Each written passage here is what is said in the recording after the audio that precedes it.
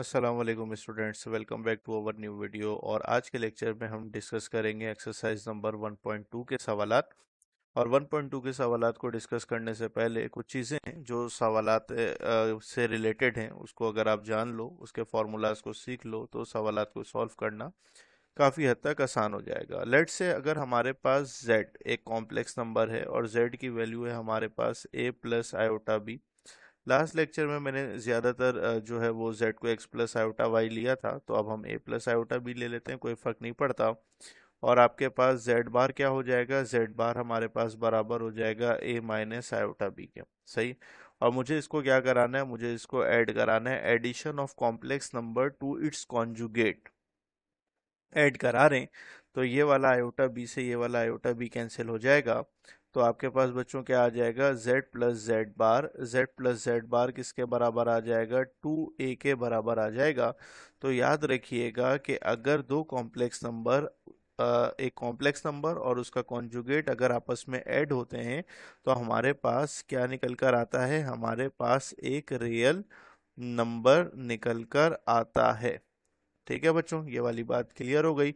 अच्छा जी, अब बात करते हैं सर, z अगर बराबर है हमारे पास a प्लस आयोटा बी के, और z बार हमारे पास बराबर है a माइनस आयोटा बी के, and if you want to subtract it, तो अगर मैं इसको सब्ट्रैक्ट करना चाह रहा हूँ तो ये प्लस हो जाएगा, ये माइनस हो जाएगा, ये माइनस हो जाएगा।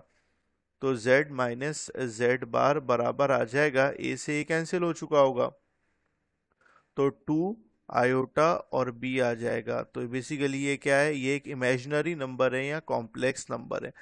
तो बच्चों अगर दो कॉम्प्लेक्स नंबर को, एक कॉम्प्लेक्स नंबर और उसके कॉन्जुगेट को ऐड कराते हैं तो एक रियल नंबर आता है, और अगर मैं उसको सब्ट्रैक्ट कराता हूं तो एक कॉम्प्लेक्स नंबर निकल कर आता है। सर आप इसको कॉम्प्लेक्स नंबर क्यों कह रहे हैं, ये तो इमेजिनरी पार्ट है, ये इमेजिनरी नंबर है। बेसिकली जो कॉम्प्लेक्स नंबर होता है वो रियल और इमेजिनरी का कॉम्बिनेशन होता है। सही है, इसमें रियल पार्ट जीरो हो गया, इस वजह से मैं इसको क्या कह रहा हूँ, कॉम्प्लेक्स नंबर कह रहा हूँ। नाउ स्टूडेंट, अब हम क्या करते हैं, z को हम बराबर ले लेते हैं a प्लस आयोटा बी के। तो z बार किसके बराबर हो जाएगा, a माइनस आयोटा बी के। सर आपने क्या किया, आपने इसको एडिशन सब्ट्रैक्शन तो फौरन सिखा दिया। अगर मैं इसको मल्टीप्लाई करता हूँ तो क्या बनता है, z डॉट जेड बार, तो ये बन जाएगा a प्लस आयोटा बी, और ये आ जाएगा आपके पास a माइनस आयोटा बी, हमने डिवीजन में भी सीखा था। सही है। तो ए स्क्वायर माइनस बी स्क्वायर का फॉर्मूला लगेगा, यहाँ पे ए लिखेंगे, यहाँ पे आयोटा बी लिखेंगे, और हमें पता है कि आयोटा स्क्वायर -1 के बराबर होता है, तो ये ए स्क्वायर प्लस बी स्क्वायर हो जाएगा। ठीक है बच्चों, तो ये याद रखिएगा कि z डॉट जेड बार जो बराबर होता है वो बराबर होता है मॉड ऑफ z के स्क्वायर के। सही है। क्यों, क्योंकि आपको याद होगा कि मॉड ऑफ z की जो वैल्यू थी वो थी स्क्वायर रूट के अंदर ए स्क्वायर प्लस बी स्क्वायर के। अगर मैं इसके ऊपर भी स्क्वायर करता हूँ, इसके ऊपर भी स्क्वायर, ये इससे कैंसिल हो जाता है। तो z डॉट जेड बार किसके बराबर आ गया, मॉड ऑफ z के स्क्वायर के बराबर आ गया, या फिर मॉड ऑफ z बार के स्क्वायर के बराबर आ गया। तो ये एक प्रॉपर्टी होती है, ये हमें पता होनी चाहिए। अब जैसा कि हमारे पास यहाँ पे सवाल मौजूद है और हमने ये डिस्कस पहले भी किया है कि हम थोड़ी सी थ्योरी को डिस्कस करके हम सवालों को सॉल्व करेंगे। अब जैसे फॉर एग्जांपल z बराबर है 4 - 3 आयोटा के। सही हो गया बच्चों, z बराबर है मेरे पास 4 - 3 आयोटा के। मुझे पहले मॉडुलस ऑफ z निकालना है, तो मॉडुलस ऑफ z में निकालूंगा तो क्या हो जाएगा, 4 का स्क्वायर करूंगा 16, 3 का स्क्वायर करूंगा मेरे पास 9 आ जाएगा, और यहाँ पे 16 प्लस 9 हमारे पास हो जाएगा रूट के अंदर 25। इसका आंसर आ जाएगा 5।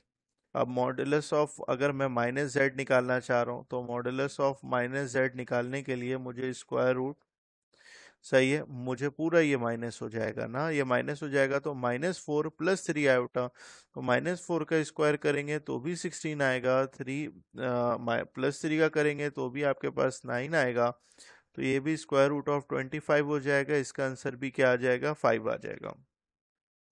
अगर आप जेड बार निकालते हो, बेहतर ये होता है कि पहले जेड बार निकाल लिया जाए, तो जेड बार बराबर हो जाएगा 4 प्लस 3 आयोटा के, उसके बाद मॉडुलस निकाला जाए, ज़्यादा बेहतर तरीका होता है ये। 4 का स्क्वायर करेंगे 16, 3 का स्क्वायर करेंगे 9, स्क्वायर रूट के अंदर आएगा 25, आंसर आ जाएगा 5।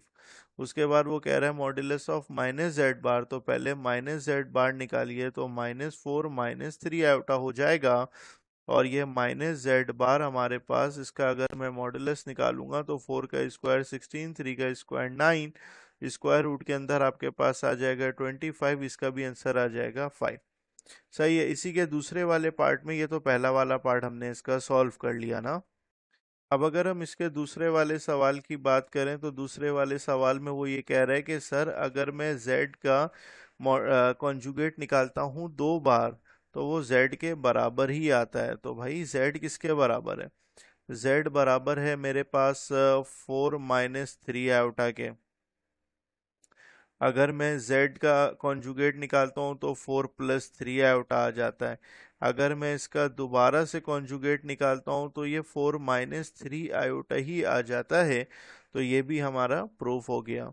इसी के बाद हमारे पास क्या है तीसरे पार्ट में? तीसरे पार्ट में लिखा हुआ है कि अगर z को मैं z बार से मल्टीप्लाई करता हूँ तो मॉड ऑफ z के स्क्वायर के बराबर आता है। ये थोड़ी देर पहले हमने ये प्रॉपर्टी देखी थी।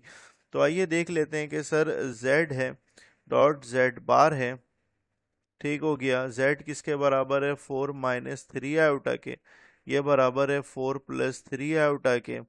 तो ए स्क्वायर -b स्क्वायर का फॉर्मूला लगा दिया, यहाँ पे 3 लिख दिया आयोटा के साथ, यहाँ पे 4 लिख दिया। तो ये हो जाएगा 4 का स्क्वायर 16, 3 का स्क्वायर 9, लेकिन आयोटा स्क्वायर इज -1, तो ये हो जाएगा +9। ये कितना आ जाएगा? 25 आ जाएगा। सर अगर मैं मॉड ऑफ z के ऊपर स्क्वायर करूंगा, 5 के ऊपर स्क्वायर करूंगा तो 25 नहीं आएगा? बिल्कुल 25 आएगा। तो इसका मतलब ये हुआ कि ये भी प्रॉपर्टी हमारी प्रूफ हो गई। नाउ स्टूडेंट, हमारे पास एक टॉपिक है, उस टॉपिक का नाम है हमारे पास additive and multiplicative inverse of complex numbers. अच्छा स्टूडेंट्स, अगर आपको वीडियो अच्छी लगी तो आप लोगों के साथ इसको ज़रूर शेयर करें अपने दोस्तों के साथ, ताकि उनकी भी हेल्प हो सके। सही है। आइए अपने टॉपिक की तरफ मूव करते हैं। टॉपिक का नाम है हमारे पास additive and multiplicative inverse of complex numbers. हम इसके सवालात अगली क्लास में या अगले लेक्चर में डिस्कस करेंगे, और उसके बाद फिर हम इसके फॉर्मूलाज देख लेते हैं। अलबत्ता कि a + आयोटा b का जो है वो -a - आयोटा b होता है। सर एडिटिव इनवर्स होता क्या है? तो अगर जैसे फॉर एग्जांपल 2 का एडिटिव इनवर्स निकालना है तो बेसिकली 2 का एडिटिव इनवर्स होगा -2, क्योंकि 2 से -2 कैंसिल होकर आंसर आ जाएगा 0। इसी तरह अगर 4 का एडिटिव इनवर्स निकालना है तो 4 का एडिटिव इनवर्स होगा -4, क्योंकि इसका आंसर आ जाएगा हमारे पास सॉल्व होने के बाद 0। सर मल्टीप्लिकेटिव इनवर्स क्या होता है? तो बेसिकली 2 का मल्टीप्लिकेटिव इनवर्स होता है 1/2, क्योंकि इसको कैंसिल करने के बाद आंसर आ जाता है 1। तो एडिटिव इनवर्स की डेफिनेशन ये होती है कि दो नंबर्स आपस में ऐड हो जाएं और आंसर हमारे पास आ जाए 0। मल्टीप्लिकेटिव इनवर्स की डेफिनेशन ये होती है कि दो नंबर्स आपस में मल्टीप्लाई हो और आंसर आ जाए हमारे पास 1।